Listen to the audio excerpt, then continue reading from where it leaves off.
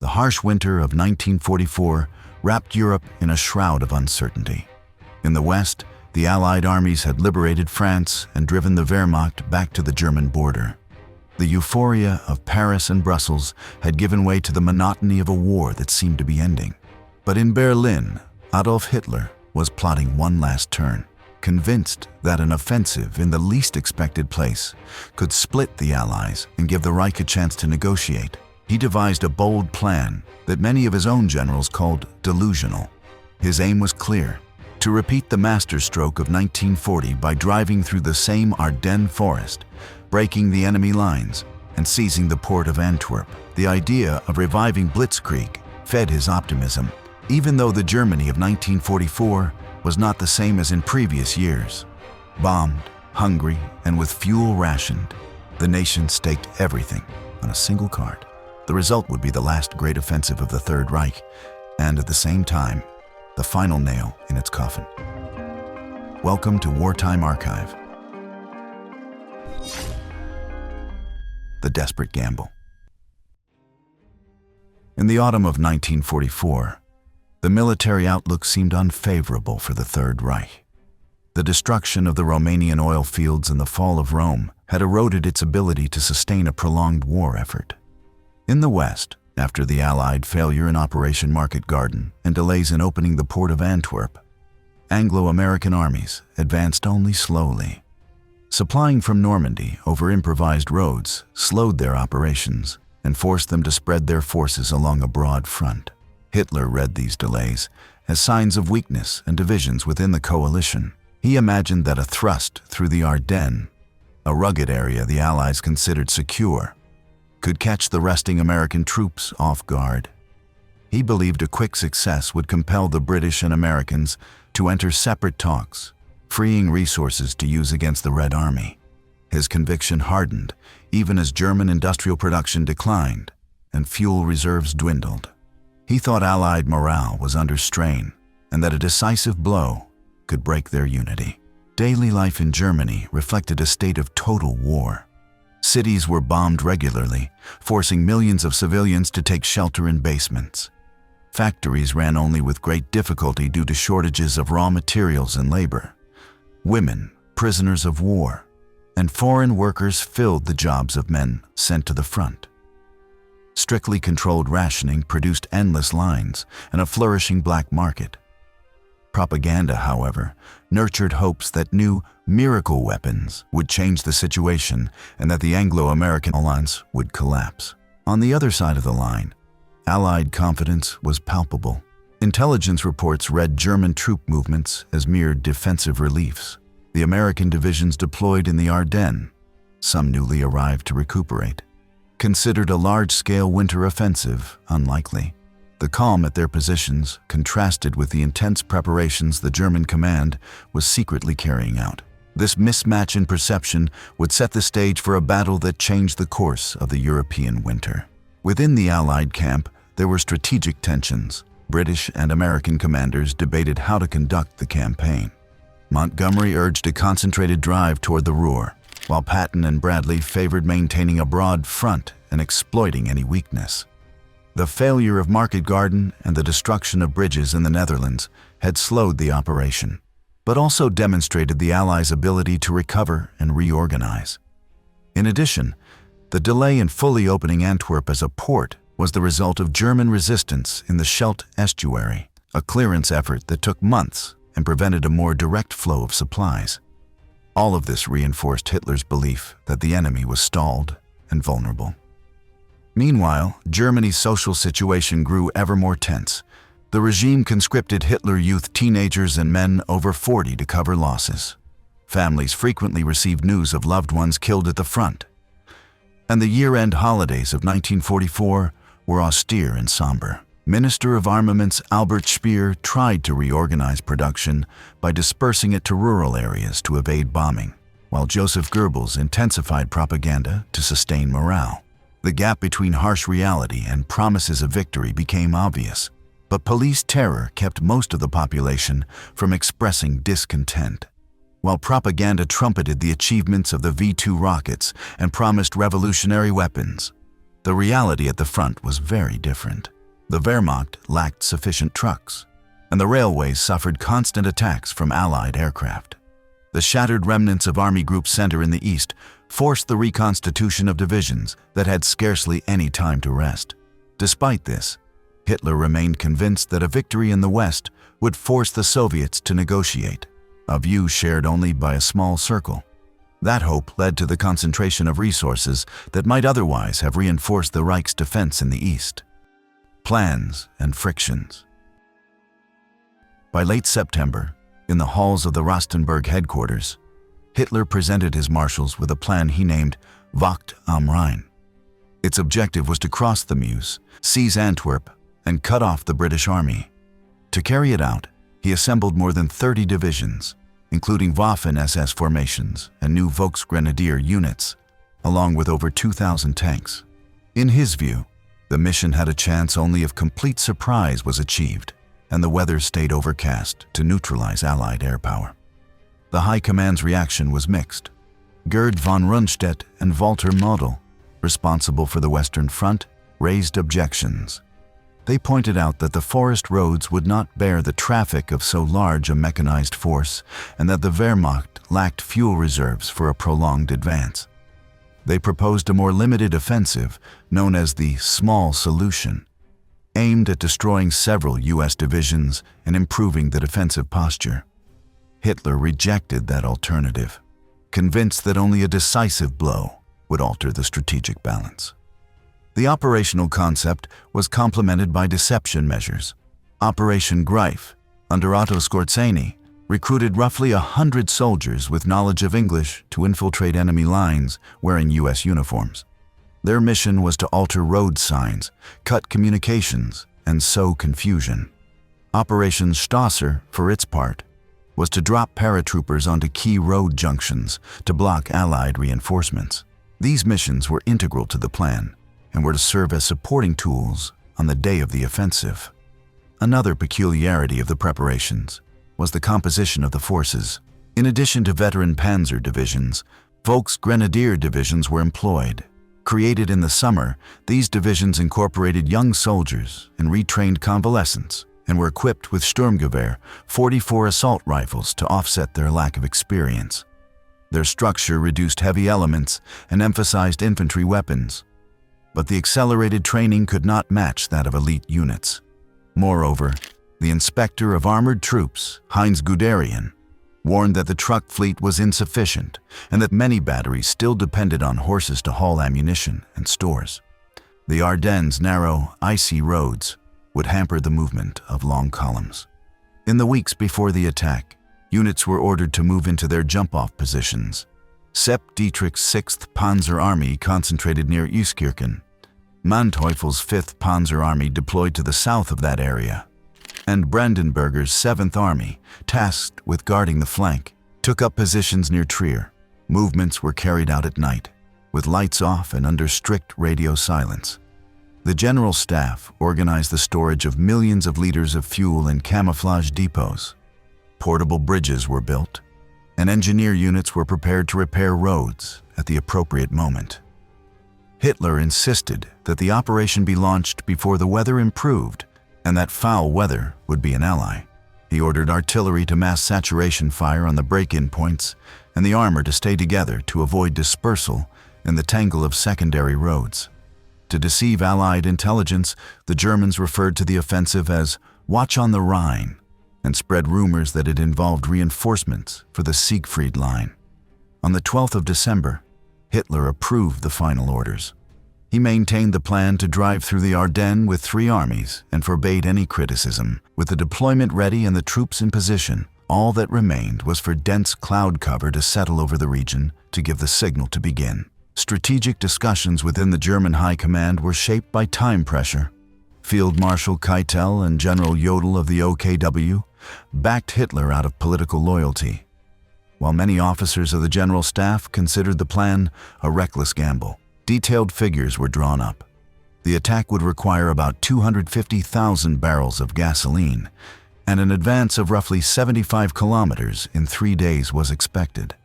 The depots, however, held only a fraction of that fuel. The shortfall was to be made up by capturing Allied stocks around Stavelot and Spa, a risk many commanders deemed excessive. As for the infiltration plans, Operation Grafe involved roughly 200 soldiers distributed in small teams.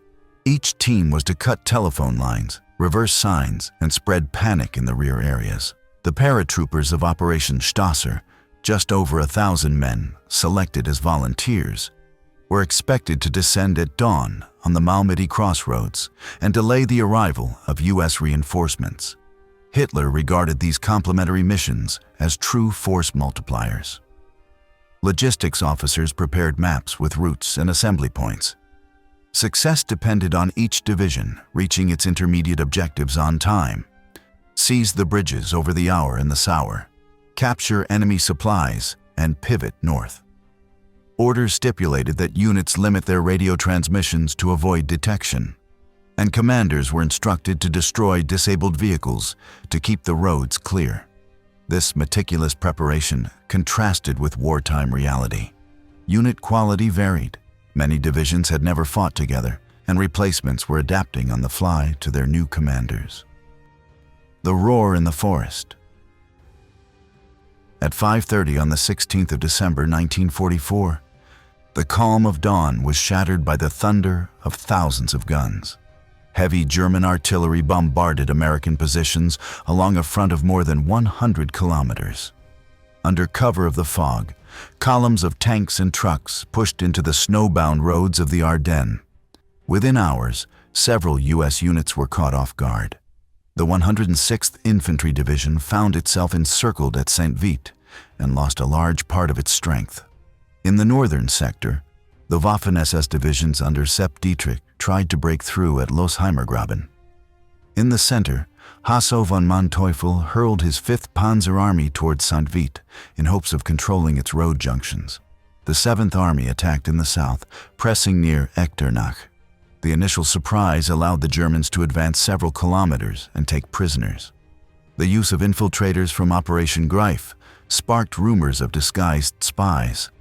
Allied checkpoints began quizzing any traveler with questions about American movies and sports.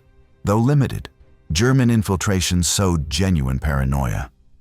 At junctions, American soldiers stopped vehicles and tested occupants with questions like, "What's the mascot of a baseball team called?"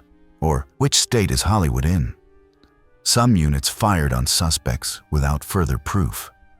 The failed Operation Stasser added to the chaos. German paratroopers jumped without coordination and landed widely scattered, unable to block the roads. Skorzény's commandos did manage to divert some convoys and cut lines, but their strategic impact was minor. Surprise enabled the capture of towns such as Clairvaux and pushed the advance toward Bouillon. Resistance, however, formed quickly. On the Elsenborn Ridge, the U.S. 2nd and 99th Infantry Divisions halted the 12th SS Panzer Division. Despite Nebelwerfer rocket barrages and armored pressure, Allied gunners knocked out numerous tanks. At Saint-Vite, General Bruce Clark gathered scattered troops and held the German onslaught for days, throwing off its timetable. To the south, the 4th Armored Division closed gaps and kept the 7th Army from exploiting its early flanks. Among the darkest events of those days was the Malmedy massacre. Members of a detachment from the 1st SS Panzer Division, Leibstandarte, executed dozens of captured American prisoners. The incident stiffened Allied resolve and fueled reports of the offensive's brutality. By the end of the first 4 days, the German advance had stalled at several key points. Despite the initial surprise and the capture of towns, traffic jams at road hubs and mounting resistance threatened to turn the Bulge in the front into a vulnerable salient. Bastogne, a vital logistical hub, was encircled but did not fall thanks to the tenacity of the 101st Airborne Division. Time was becoming the enemy of the German plan, as each passing hour brought Allied reinforcements closer and drained fuel reserves. The opening blow also featured intensive use of Panther and Tiger tanks, whose firepower in theory surpassed that of the American Shermans. Narrow forest roads and sharp bends, however, forced crews to advance in column, limiting mobility and exposing them to his anti-tank artillery. At Clairvaux, The 110th Infantry Regiment fought stubbornly before being overrun. Elsewhere, elements of the 28th Infantry Division delayed the advance long enough for reinforcements to arrive. The chaos triggered by infiltration led to drastic measures. Improvised directives appeared in the rear. Passwords were instituted and passes checked. Senior officers such as General Eisenhower sent urgent messages urging troops to stand firm and not be deceived by rumors. Meanwhile, General Omar Bradley redeployed reserve units to shore up threatened sectors. The 82nd Airborne Division was rushed in to bolster Bastogne and cover the attack's southern flank. The Germans' most significant progress came in the center, where the 2nd Panzer Division pushed deep, reaching within a few miles of the Meuse. Even so, resistance around Dinant and the actions of Allied engineers, who blew the bridges over the Meuse, prevented the spearhead from crossing the river. The 116th Panzer Division, Der Windhund, drove north but was hampered by traffic and stubborn defense. By the 20th of December, the offensive had carved a deep bulge into the front, but the flanks had stabilized. German morale began to sag. Soldiers realized they had not advanced as far as expected and that their fuel supply was dwindling. Communications between units were erratic due to cut telephone lines and limited radio use. Far from being divided, Allied strength was concentrating. Everything indicated that the second phase of the attack, crossing the Meuse and driving on Antwerp, was fading away. Winter opens.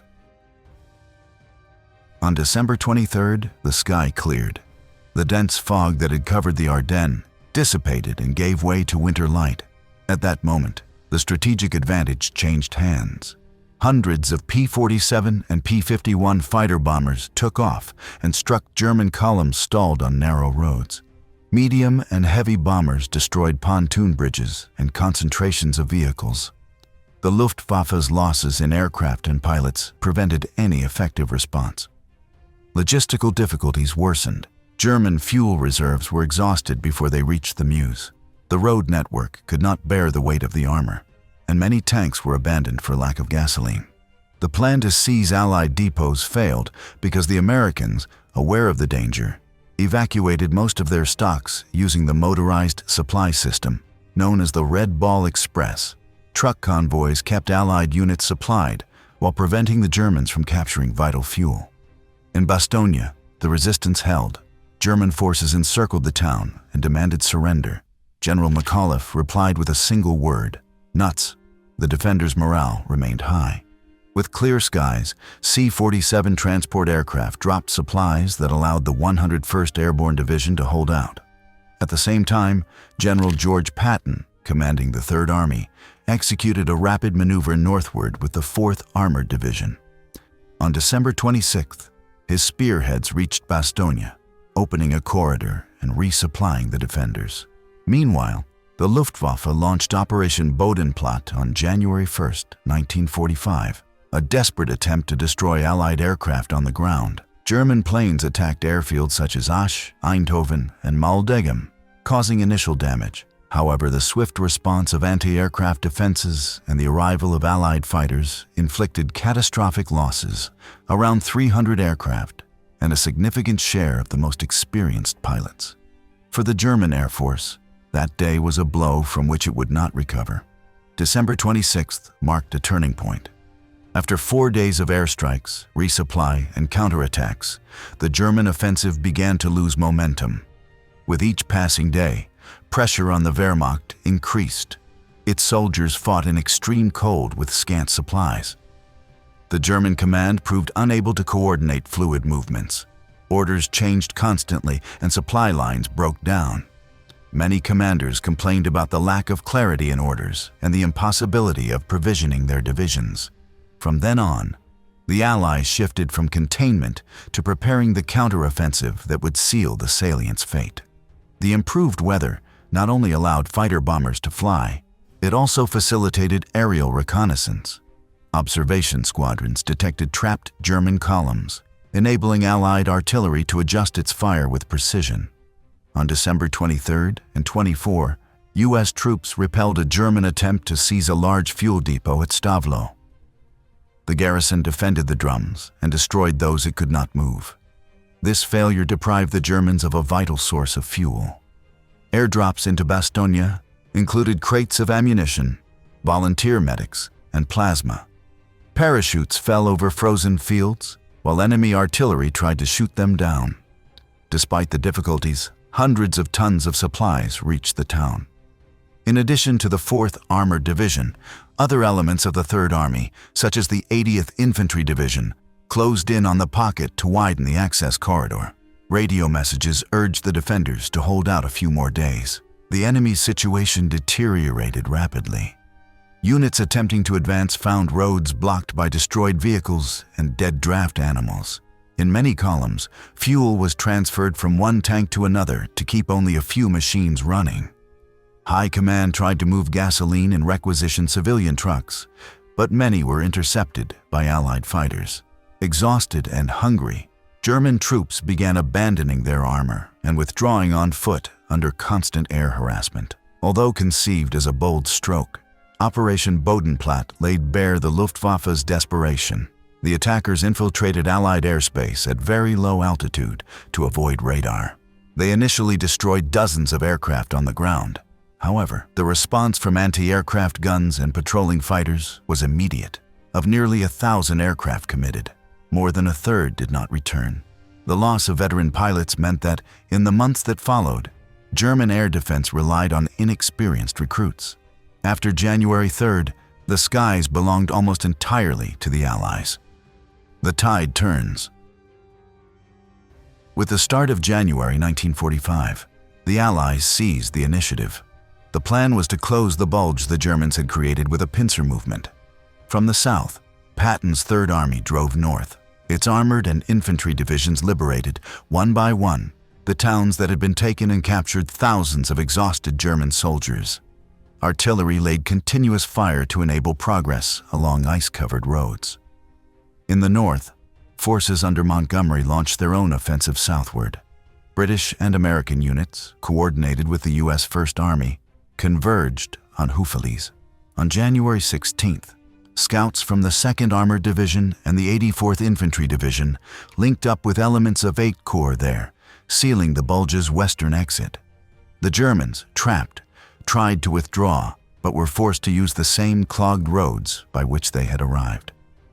On January 23rd, the city of St. Vith, epicenter of fierce December fighting, returned to Allied hands after the Germans evacuated it. The German defensive line was collapsing. Panzer divisions, exhausted and nearly out of fuel, could no longer hold positions. Volksgrenadier units, made up of youths and veterans, suffered desertions and heavy losses. The Hitlerjugend and Leibstandarte divisions, symbols of Waffen-SS power, lost much of their armor with no prospect of replacement. Allied coordination reflected the maturity of a unified command.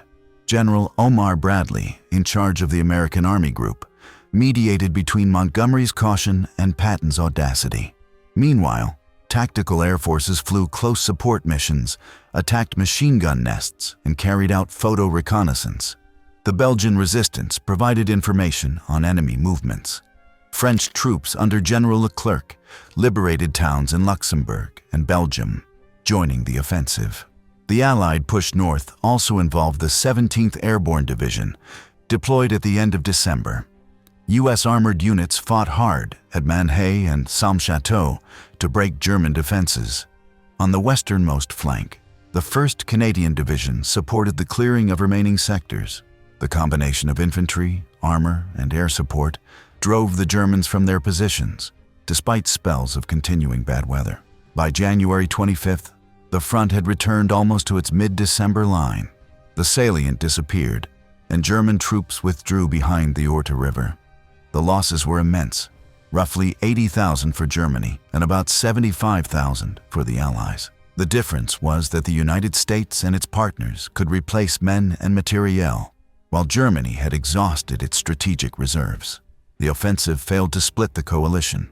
On the contrary, it strengthened cooperation among Allied commands.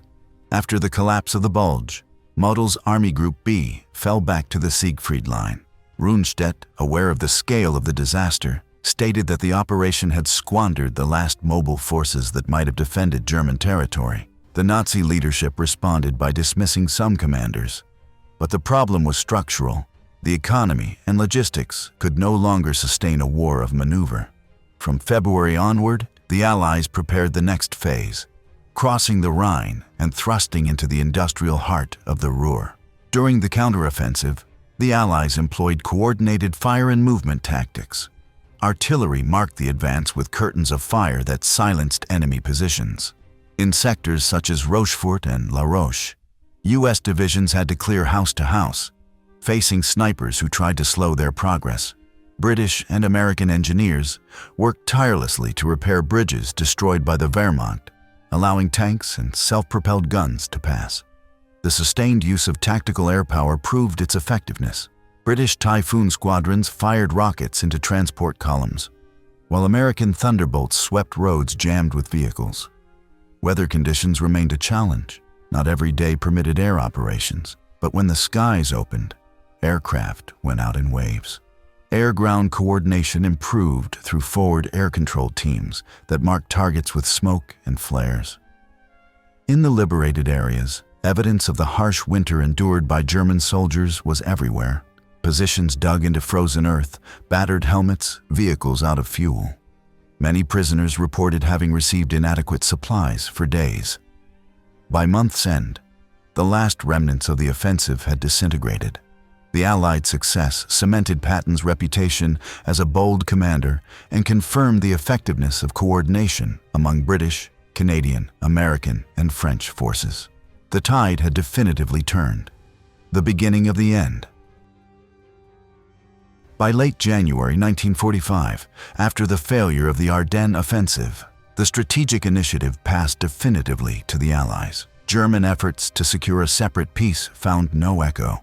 The governments in Washington and London chose to press the campaign to unconditional surrender. From February onward, time and resources were devoted to reorganizing units and supplying them for the next operation. In March, the Allies crossed the Rhine, using pontoon bridges and taking advantage of a bridge left standing at Remagen. American and British divisions established bridgeheads on the eastern bank. German forces, stripped of mobile reserves after the Battle of the Ardennes, were unable to counterattack effectively. Soon afterward, in April, the Allies encircled the Ruhr, Germany's industrial heart. Hundreds of thousands of German soldiers were trapped in a pocket and surrendered. Weakened, the Wehrmacht no longer had the capacity to organize a coherent defense. The Battle of the Ardennes hastened the Reich's defeat because it drained its last reserves. The idea of splitting the Allies and taking Antwerp, which had justified the offensive, ended up strengthening the coalition's unity and further weakening the enemy. With no fuel, no materiel, and no way to replace losses, Germany could not halt the Allied advance. After the Rhine crossing and the encirclement of the Ruhr, U.S. and British forces pushed toward the Elbe, while the Red Army advanced toward the Oder. On the political front, the defeat of the December offensive dispelled any hope of separate negotiations. Hitler demanded resistance to the end and ordered the mobilization of teenagers and the elderly into Volkssturm units. Divisions that survived the winter fighting were sent to other fronts with no time to recover. For the German population, the winter of 1944-45 became a succession of reports about bombed cities, mass flights from the eastern territories, and defeats on every front. Morale plummeted.